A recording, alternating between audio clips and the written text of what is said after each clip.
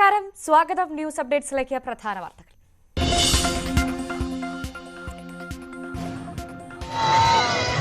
पूरी दुनिया उत्सुकता के साथ 22 जनवरी के ऐतिहासिक क्षण का इंतजार कर रही है.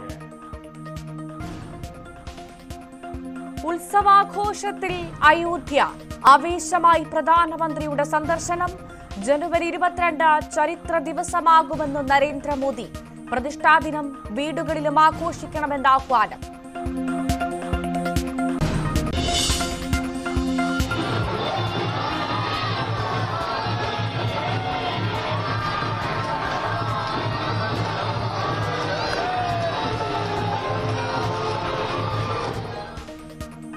ആവേശമായി പ്രധാനമന്ത്രിയുടെ റോഡ് ഷോ. അയോധ്യയ്ക്കായി 15,000 കോടിയുടെ വികസന പദ്ധതികൾ പ്രഖ്യാപിച്ചു. വാൽമീകി വിമാനത്താവളവും നവീകരിച്ച റെയിൽവേ സ്റ്റേഷനും തുറന്നു. ആദ്യ അമൃത് ഭാരത് എക്സ്പ്രസിനും ഫ്ളാഗ് ഓഫ്. അയോധ്യയിൽ സുപ്രഭാതത്തെ തള്ളി സമസ്ത. മുഖപ്രസംഗം സമസ്തയുടെ നിലപാടല്ല. ആരെവിടെ പോയാലും സമുദായ വികാരം വ്രണപ്പെടില്ല എന്ന ജഫ്രി മുത്തുക്കോയ തങ്ങൾ. മന്ത്രി ഗണേഷ് കുമാർ മുന്നണി മര്യാദ ലംഘിച്ചെന്ന് ആന്റണി രാജു. മുൻ മന്ത്രിയെ മോശക്കാരനാക്കാൻ ശ്രമിച്ചു. ഇപ്പോൾ നന്നായിരുന്നു എന്ന് പറഞ്ഞു കഴിഞ്ഞാൽ പിന്നെ അദ്ദേഹം വന്നിട്ട് എന്ത് ചെയ്യുമെന്ന് ആളുകൾ ചോദിക്കൂലേ? അതുകൊണ്ട് ഇപ്പം മോശമാണ്, ഞാനാണ് ഇത് നന്നാക്കി എന്നൊരു പേര് ഉണ്ടാക്കിയെടുക്കാനുള്ള അദ്ദേഹത്തിന്റെ ഒരു ആഗ്രഹം മാത്രമായിട്ട് ഞാൻ കാണുന്നു. കെഎസ്ആർടിസിയിൽ 1-ാം തീയതി ശമ്പളം നൽകാൻ ഗണേശിനെ വെല്ലുവിളിച്ചും ആന്റണി രാജു. കെഎസ്ആർടിസിയിൽ കൂട്ട സ്ഥലം മാറ്റം. 116 പേരെ മാറ്റി. കോൺഗ്രസിൽ ഗ്രൂപ്പുകളുടെ പടയൊരുക്കം. നേതൃത്വത്തിന് മുന്നിൽ പരാതി പ്രവാഹം. തർക്കങ്ങൾ പരിഹരിച്ചെന്ന് ദീപാദാസ് മുൻഷി. സർക്കാരിനെതിരെ കേരള പര്യടനത്തിന് കെ സുധാകരൻ. തൃക്കാക്കരയിലെ നവകേരള സദസ്സിന് ബോംബ് ഭീഷണി. ഭീഷണി കത്ത് ലഭിച്ചത് എഡിഎമ്മിന്റെ ഓഫീസിൽ. കലാപാഹ്വാനത്തിന് കേസ്.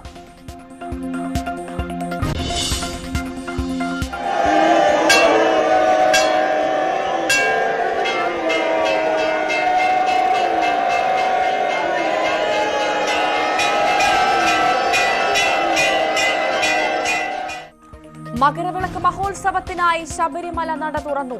ശിവഗിരി തീർത്ഥാടനത്തിനും തുടക്കം.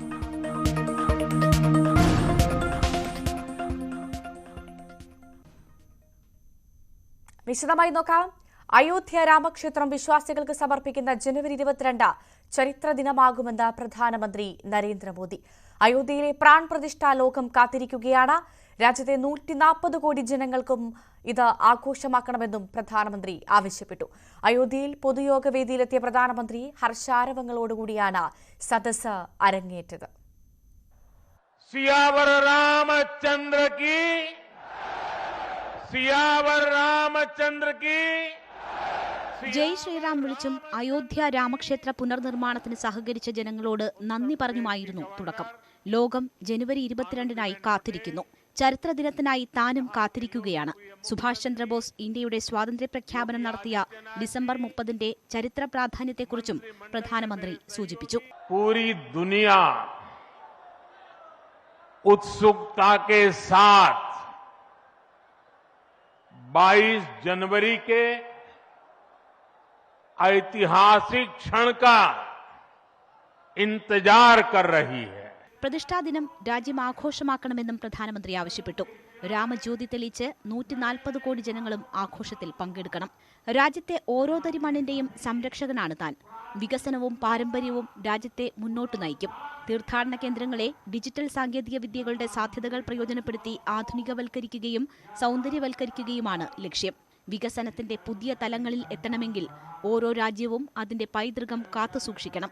15,000 കോടിയുടെ വികസന പ്രവർത്തനങ്ങളെക്കുറിച്ചും വിശദീകരിച്ച പ്രധാനമന്ത്രി അയോധ്യയിലെ വികസന പദ്ധതികൾ കൂടുതൽ തൊഴിലവസരങ്ങൾ സൃഷ്ടിക്കുമെന്നും അവകാശപ്പെട്ടു.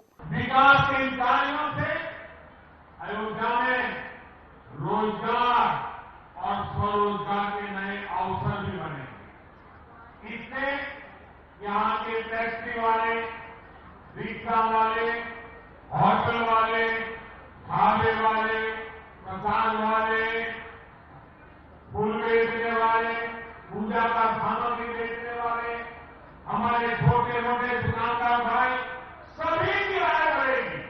നാലമ്പല ദർശനം നടക്കുന്ന കേരളത്തെയും തന്റെ പ്രസംഗത്തിൽ പ്രധാനമന്ത്രി പരാമർശിച്ചു.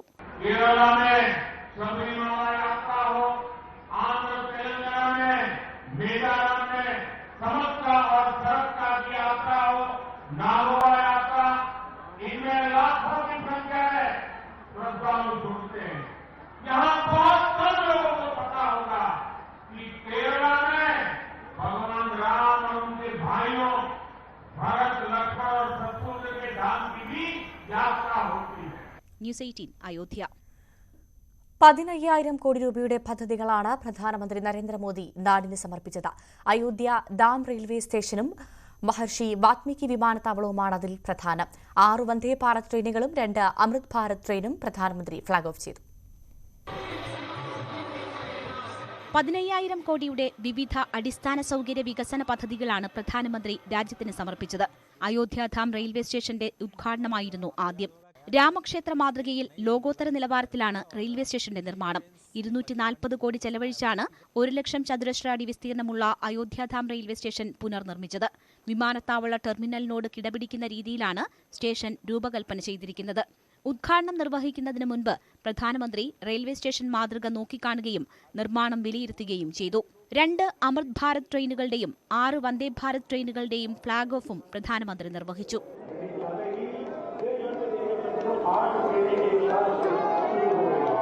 1450 കോടി ചെലവഴിച്ച് 6,500 സ്ക്വയർ മീറ്ററിൽ നിർമ്മിച്ച മഹർഷി വാൽമീകി വിമാനത്താവളത്തിന്റെ ഉദ്ഘാടനവും പ്രധാനമന്ത്രി നിർവഹിച്ചു. 2200 മീറ്റർ റൺവേയും 4 എയർക്രാഫ്റ്റുകൾക്ക് ഒരേ സമയം പാർക്ക് ചെയ്യാനാകുന്ന സംവിധാനങ്ങളുമാണ് എയർപോർട്ടിന്റെ പ്രത്യേകത. 20 മാസം കൊണ്ട് റെക്കോർഡ് സമയത്തിലാണ് അന്താരാഷ്ട്ര നിലവാരമുള്ള വിമാനത്താവളം പൂർത്തിയാക്കിയതെന്ന് എയർപോർട്ട് അതോറിറ്റി അറിയിച്ചു. ഉദ്ഘാടനത്തിന് പിന്നാലെ ഡൽഹി ഇന്ദിരാഗാന്ധി അന്താരാഷ്ട്ര വിമാനത്താവളത്തിൽ നിന്നും ആദ്യ വിമാനം പുറപ്പെട്ടു. ജയ് ശ്രീറാം വിളികളോടെയാണ് യാത്രക്കാർ വിമാനത്തിനുള്ളിൽ പ്രവേശിച്ചത്.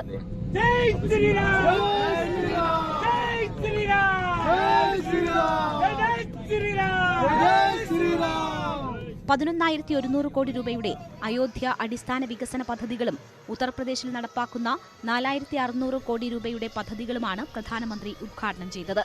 ന്യൂസ് 18 അയോധ്യ. രാമക്ഷേത്ര പ്രാൺ പ്രതിഷ്ഠാ ചടങ്ങിനൊരുങ്ങുന്ന അയോധ്യയിൽ ഇനിയുള്ള നാളുകൾ ആഘോഷപൂർണ്ണമാക്കുമെന്ന വിളംബരമായിരുന്നു പ്രധാനമന്ത്രിയുടെ സന്ദർശനം. അയോധ്യയിലെ പുതിയ വിമാനത്താവളത്തിൽ പ്രത്യേക വ്യോമസേന വിമാനത്തിലെത്തിയ പ്രധാനമന്ത്രിയെ ഉത്തർപ്രദേശ് മുഖ്യമന്ത്രി യോഗി ആദിത്യനാഥാണ് വരവേറ്റത്. പ്രധാനമന്ത്രി നരേന്ദ്രമോദിയുടെ വരവ് ഉത്സവാന്തരീക്ഷമാണ് അയോധ്യയ്ക്ക് നൽകിയത്.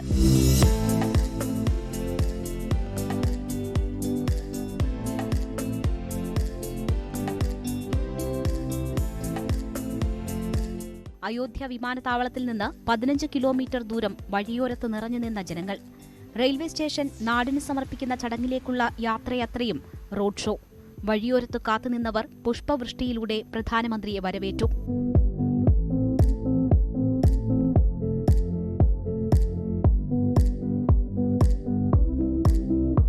പ്രധാനമന്ത്രി ഉജ്ജ്വല യോജന പദ്ധതിയുടെ ഗുണഭോക്താവായ മീരയുടെ വീട്ടിലേക്കുമെത്തി പ്രധാനമന്ത്രി. അപ്രതീക്ഷിത സന്ദർശനത്തിൽ അമ്പരന്ന മീരയും കുടുംബവും ചായ നൽകിയാണ് പ്രധാനമന്ത്രിയെ സ്വീകരിച്ചത്.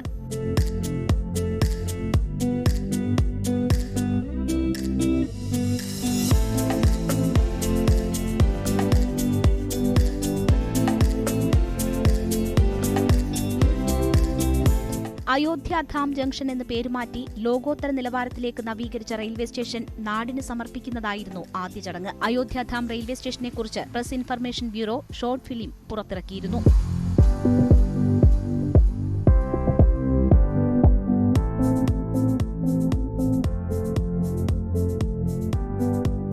റെയിൽവേ സ്റ്റേഷനിൽ നിന്ന് ലതാ മങ്കേഷ്കർ ചൌക്കിലുമെത്തി പ്രധാനമന്ത്രി. ഓട്ടോഗ്രാഫ് ആവശ്യപ്പെട്ട കുട്ടികൾക്ക് ഓട്ടോഗ്രാഫും നൽകി.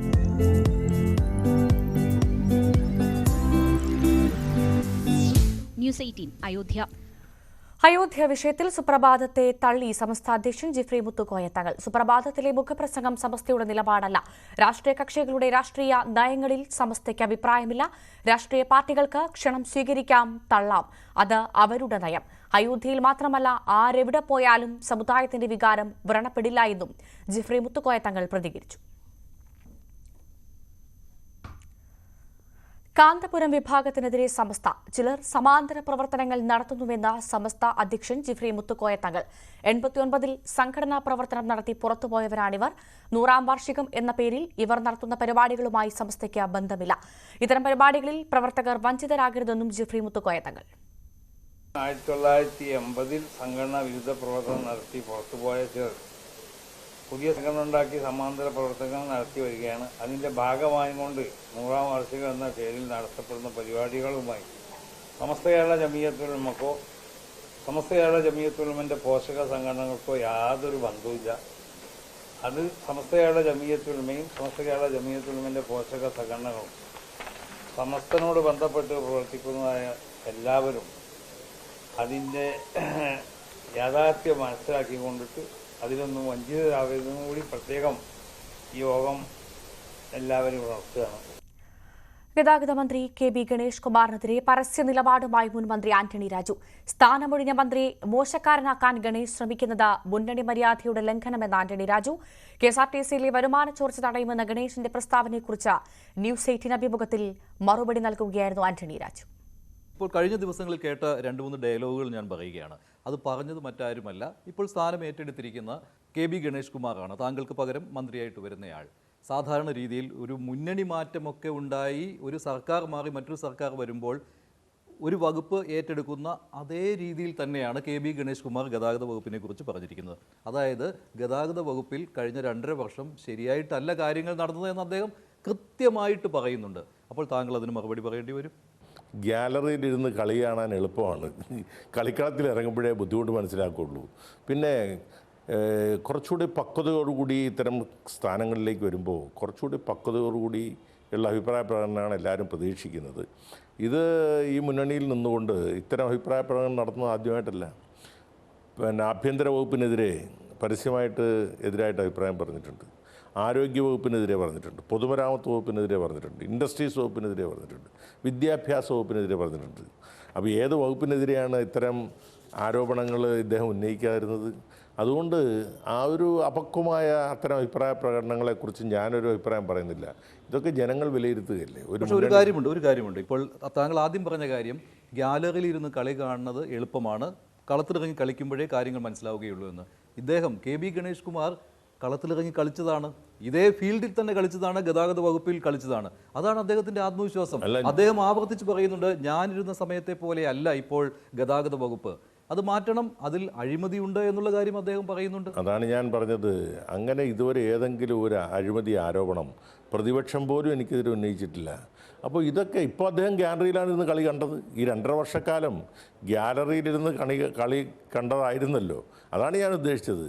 അപ്പോൾ ഗ്യാലറിയിൽ നിന്ന് കളി കണ്ടിട്ട് കളിക്കുമ്പോഴത്തേക്കും നമ്മൾ കാണാൻ പോവില്ലേ കളി, നന്നായിട്ട് കളിക്കട്ടെ എന്നാണ് ഞാൻ ആശംസിക്കുന്നത്.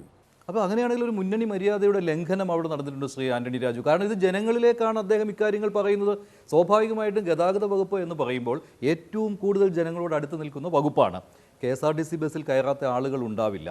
അപ്പോൾ ആ ഒരു വകുപ്പിനെതിരെ, ആ വകുപ്പ് കഴിഞ്ഞ 2.5 വർഷം കൈകാര്യം ചെയ്യുന്ന ഒരു മന്ത്രിക്കെതിരെ കാര്യങ്ങൾ പറയുമ്പോൾ, മന്ത്രിയുടെ പേരെടുത്ത് പറയുന്നില്ല, പക്ഷേ ചില സ്ഥലങ്ങളിലെല്ലാം അത് ആന്റണി രാജു കൈകാര്യം ചെയ്തിരുന്ന വകുപ്പാണല്ലോ, അതിപ്പോൾ നന്നായിട്ടല്ല നടക്കുന്നത്. ഞാൻ 1-2 ബൈറ്റുകൾ അദ്ദേഹത്തിൻ്റെ കേട്ടിരുന്നു. 1-2 അല്ല, അതിൽ കൂടുതൽ ബൈറ്റുകൾ ഞാൻ കേട്ടിരുന്നു. ഞാൻ അന്തിച്ചു പോയി.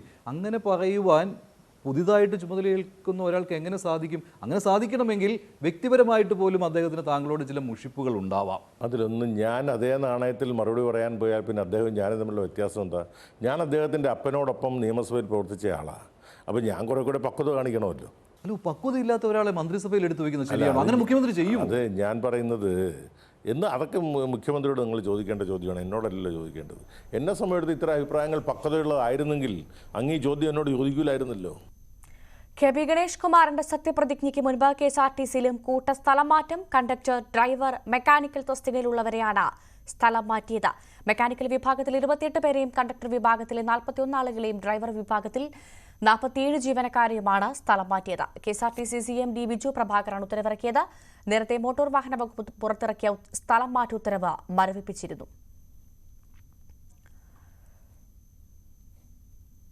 സർക്കാരിനെതിരായ തുടർ സമരപരിപാടികൾ ചർച്ച ചെയ്യാൻ ചേർന്ന KPCC നേതൃയോഗം അവസാനിച്ചു. KPCC അധ്യക്ഷൻ നയിക്കുന്ന സമരാഗ്നി എന്ന് പേരിട്ട കേരള പര്യടനം ജനുവരി 21-ന് മഞ്ചേശ്വരത്ത് നിന്ന് ആരംഭിക്കാൻ യോഗത്തിൽ ധാരണയായി. KPCC അധ്യക്ഷൻ K. സുധാകരൻ, പ്രതിപക്ഷ നേതാവ് VD സതീശൻ, AICC പ്രവർത്തക സമിതി അംഗം ശശി തരൂർ ഉൾപ്പെടെയുള്ളവർ യോഗത്തിൽ പങ്കെടുത്തിരുന്നു. കേരളത്തിന് ചുമതലയുള്ള AICC ജനറൽ സെക്രട്ടറി ദീപാദാസ് മുൻഷിയും ലോക്സഭാ തെരഞ്ഞെടുപ്പുമായി ബന്ധപ്പെട്ട ഒരുക്കങ്ങൾ നേതൃത്വവുമായി ചർച്ച ചെയ്തു. പുനഃസംഘടനയുമായി ബന്ധപ്പെട്ട് പാർട്ടിയിൽ നിലനിന്നിരുന്ന തർക്കങ്ങൾ അവസാനിച്ചെന്ന് ദീപാദാസ് മുൻഷി മാധ്യമങ്ങളോട് പ്രതികരിച്ചു. ലോക്സഭാ തെരഞ്ഞെടുപ്പിന്റെ മുന്നൊരുക്കങ്ങളടക്കം ചർച്ച ചെയ്യുന്നതിനു വേണ്ടി ചേർന്ന KPCC നേതൃയോഗമാണ് അവസാനിച്ചിരിക്കുന്നത്. AICC ജനറൽ സെക്രട്ടറിയായി കേരളത്തിന്റെ ചുമതലയുമായി നേതൃത്വത്തിലേക്ക് എത്തിയ ദീപാദാസ് മുൻഷി ഉൾപ്പെടെ കോൺഗ്രസിന്റെ പ്രവർത്തക സമിതി അംഗങ്ങൾ ശശി തരൂർ, AK ആന്റണി ഉൾപ്പെടെയുള്ള നേതാക്കളെല്ലാം ഇന്നത്തെ നേതൃയോഗത്തിൽ പങ്കെടുത്തു. ഗ്രൂപ്പുമായി ബന്ധപ്പെട്ട് കേരളത്തിൽ നിലനിന്നിരുന്ന തർക്കങ്ങൾ, പുനഃസംഘടനയുമായി ബന്ധപ്പെട്ട് നിലനിന്നിരുന്ന തർക്കങ്ങൾ ഇതെല്ലാം കൃത്യമായ ചർച്ചകളിലൂടെ പരിഹരിക്കപ്പെട്ടുവെന്നാണ് ദീപാദാസ് മുൻഷി യോഗത്തിന് ശേഷം മാധ്യമങ്ങളോട് പ്രതികരിച്ചത്. തെരഞ്ഞെടുപ്പിന്റെ മുന്നൊരുക്കങ്ങളെക്കുറിച്ച് സമഗ്രമായ ചർച്ച നേതൃയോഗത്തിൽ നടന്നുവെന്നും ദീപാദാസ് മുൻഷി വ്യക്തമാക്കി. We are ready to face any consequences. We are ready to fight communalism. We are ready to implement caste census. We are ready to give 33% Mahila reservation. We are ready to face any kind of nafrat which is BJP is bringing to our country. So against communalism, we are fighting. On the point of saving democracy, we are fighting. And here the Kerala Congress people are fighting to save Kerala and save democracy. So we are all ready. So this was our main theme of today's meeting. അതേസമയം നവകേരള സദസ്സിന് ബദലായി KPCC അധ്യക്ഷൻ K. Sudhakaran നയിക്കുന്ന സമരാഗ്നി എന്ന പേരിലുള്ള കേരള പര്യടനം ജനുവരി 21 മുതൽ കാസർഗോഡ് മഞ്ചേശ്വരത്ത് നിന്ന് തുടങ്ങിയാണ്. ഒരു മാസം നീണ്ടു നിൽക്കുന്ന യാത്രയായിരിക്കും ഇത്. കേരളത്തിലെ 140 മണ്ഡലങ്ങളിലൂടെയും യാത്ര കടന്നുപോകും. ഇത് ഗുണ്ടകളുമായി അല്ല തങ്ങൾ യാത്ര ചെയ്യുന്നത്. അതാണ് ഈ യാത്രയുടെ പ്രത്യേകതയെന്നാണ് K. സുധാകരൻ മാധ്യമങ്ങളോട് പ്രതികരിച്ചത്. അതോടൊപ്പം തന്നെ ചികിത്സയുമായി ബന്ധപ്പെട്ട് അദ്ദേഹം അമേരിക്കയിലേക്ക് പോകുന്നതിനാൽ ഇതുമായി ബന്ധപ്പെട്ട പ്രവർത്തനങ്ങൾ ഏറ്റെടുത്ത് നടക്കുന്നതിനടക്കം പാർട്ടി നേതൃത്വത്തെ കൂട്ടായി ചുമതലപ്പെടുത്തിയിരിക്കുകയാണെന്നും K. സുധാകരൻ വ്യക്തമാക്കി. നമ്മൾ ഗുണ്ടകളെ കൊണ്ട് പോകുന്നില്ല, ഞങ്ങളെ വഴി കണ്ട ഡിവൈഎഫ്ഐക്കാരെ തല്ലൂല, പോലീസുകാരെ കൊണ്ട് തല്ലിക്കൂല, ഞങ്ങൾ സമാധാന ജാഥ നമ്മൾ നടത്തും. പുനഃസംഘടനയുമായി ബന്ധപ്പെട്ട് വിവിധ പ്രശ്നങ്ങൾ ഇനിയും ചർച്ച ചെയ്ത് പരിഹരിക്കാനുണ്ട് എന്ന കാര്യം AI ഗ്രൂപ്പുകളുടെ പ്രതിനിധികൾ ദീപാദാസ് മുൻഷിയെ നേരിൽ കണ്ട് അറിയിച്ചതായുള്ള വിവരങ്ങൾ പുറത്തു വന്നിരുന്നു. പക്ഷേ അത്തരം വിവരങ്ങളോടൊന്നും കൃത്യമായ പ്രതികരണം നടത്താൻ ദീപാദാസ് മുൻഷി തയ്യാറായില്ല. അതോടൊപ്പം അയോധ്യ വിഷയത്തിൽ പാർട്ടിക്ക് കൃത്യമായ നിലപാടുണ്ടെന്നും അതിനപ്പുറത്തേക്ക് തനിക്ക് ഒന്നും പറയാനില്ലെന്നുമായിരുന്നു ദീപാദാസ് മുൻഷിയുടെ പ്രതികരണം. മകരവിളക്കുത്സവത്തിനായി ശബരിമല നട തുറന്നു. വൈകിട്ട് 5 മണിക്ക് തന്ത്രി കണ്ഠരര് മഹേശ്വര മോഹനരുടെ കാർമ്മികത്വത്തിൽ മേൽശാന്തി PN മഹേഷ് നമ്പൂതിരിയാണ് നട തുറന്നത്. തുടർന്ന് മേൽശാന്തി ആഴിയിൽ അഗ്നി പകർന്നതോടെ തീർത്ഥാടകർക്ക് ദർശനം അനുവദിച്ചു. ജനുവരി 15-നാണ് ഇത്തവണ മകരവിളക്ക്. മകരവിളക്കിന് ശേഷം ജനുവരി 20-ന് നട അടയ്ക്കും.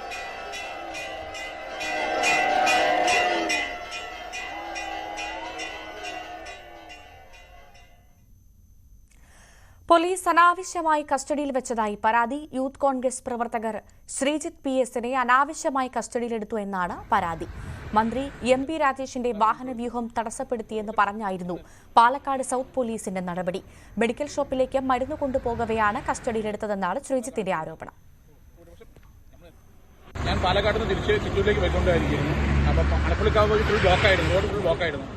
മന്ത്രിയുടെ എസ്കോർട്ട് വണ്ടി എന്നെ ഓവർടേക്ക് ചെയ്ത് പോയി. മന്ത്രിയുടെ എസ്കോർട്ട് വണ്ടി എനിക്കറിയില്ലായിരുന്നു. വണ്ടി ഒരു സൈലം വെച്ച് വണ്ടി ഓവർടേക്ക് ചെയ്ത് പോയി. അതിന്റെ ബാക്കിൽ ഞാൻ പോകുമ്പോൾ വേറൊരു ബാക്കിൽ വണ്ടി ഹോൺ അടിക്കുന്നുണ്ടായിരുന്നു.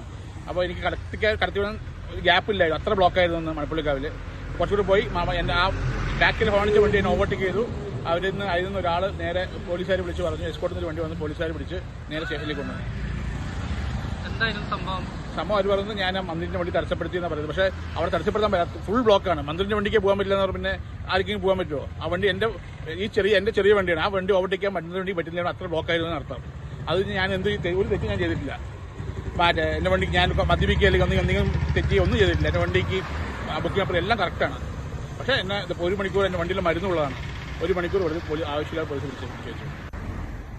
വിനേഷ് കുമാർ വാർത്തയുടെ വിശദാംശങ്ങൾ പങ്കുവയ്ക്കും. വിനേഷ്, പോലീസ് അനാവശ്യമായി കസ്റ്റഡിയിൽ വെച്ചു എന്നാണ് ഇപ്പോൾ യൂത്ത് കോൺഗ്രസ് പ്രവർത്തകന്റെ ആരോപണം. ഈ ആരോപണത്തിൽ എത്രമാത്രം വസ്തുതയുണ്ട്? എന്താണ് പോലീസ് പറയുന്നത്? വിവരങ്ങൾ.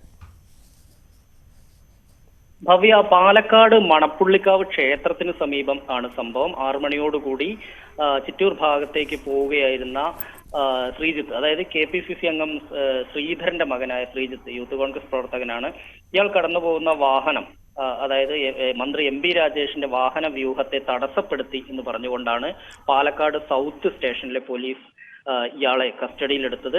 1 മണിക്കൂർ നേരം കസ്റ്റഡിയിൽ വെച്ചു. വിശദമായി ഇയാളുടെ മൊഴി രേഖപ്പെടുത്തി. പക്ഷേ പോലീസ് ഇതുവരെയും കേസ് എടുത്തിട്ടില്ല.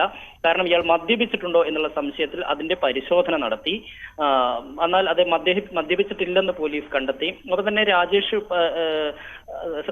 ശ്രീജിത്ത് പറയുന്ന ഒരു കാര്യമുണ്ട്. അതായത് ഈ മരുന്നുകൾ, അതായത് ഇയാളുടെ മെഡിക്കൽ ഷോപ്പിലേക്ക് ആവശ്യമായ മരുന്നുകളുമായി പോവുകയായിരുന്നു. ഇങ്ങനെ പോകുന്ന മരുന്നുകളുമായി പോകുന്ന വാഹനമാണ് ഇവർ തടഞ്ഞു നിർത്തി അനാവശ്യമായി തന്നെ കസ്റ്റഡിയിൽ എടുക്കുകയായിരുന്നു. ഇതിനകത്ത് ഈ പ്രമേഹത്തിന് ഉപയോഗിക്കുന്ന മരുന്ന് ഉൾപ്പെടെയുണ്ട്. അതായത് യഥാസമയം തന്നെ ഫ്രീസറിൽ കൊണ്ടുപോയി വെക്കേണ്ട മരുന്നുകൾ ഉൾപ്പെടെയുണ്ട്. പക്ഷേ അതെല്ലാം തന്നെ ഉണ്ടെന്ന് പറഞ്ഞിട്ട് പോലും പോലീസ് അത് വകവെക്കാതെ തന്നെ കസ്റ്റഡിയിൽ എടുത്ത് കൊണ്ടുപോവുകയായിരുന്നു. അനാവശ്യമായി കസ്റ്റഡിയിൽ വെച്ച ശേഷം വിടുകയായിരുന്നു എന്നാണ് അദ്ദേഹം നൽകുന്ന ആരോപണം. എന്തായാലും ഇങ്ങനെ വാഹനവ്യൂഹം തടസ്സപ്പെടുത്തിയത് കൊണ്ടാണ് ഇയാളെ ശ്രീജിത്തിനെ കസ്റ്റഡിയിലെടുത്തത് എന്നാണ് പോലീസ് പറയുന്നത്. ഒപ്പം തന്നെ അങ്ങനെ കാര്യമായ പ്രശ്നങ്ങളൊന്നും ഇല്ലായിരുന്നു എന്നുള്ള രീതിയിൽ തന്നെയാണ് MP രാജേഷിന്റെ അടുത്ത വൃത്തങ്ങളും പറയുന്നത്. എന്തായാലും 8 മണിയോട് കൂടിയാണ് ശ്രീജിത്തിനെ പോലീസ് ഇവിടുന്ന് വിട്ടയച്ചത്. എന്നാൽ മറ്റ് കേസുകളോ കാര്യങ്ങളോ ഒന്നും എടുത്തിട്ടില്ല. തന്നെ അനാവശ്യമായി കസ്റ്റഡിയിലെടുത്തതിനെ നിയമപരമായി നേരിടും എന്നാണ് ഇപ്പോൾ ശ്രീജിത്ത് പറയുന്നത്. വ്യക്തമാണ്. വിനേഷ് കുമാറാണ് വിവരങ്ങൾ പങ്കുവച്ചത്. ബുള്ളറ്റിൻ പൂർണ്ണമാകുന്നു. നമസ്കാരം.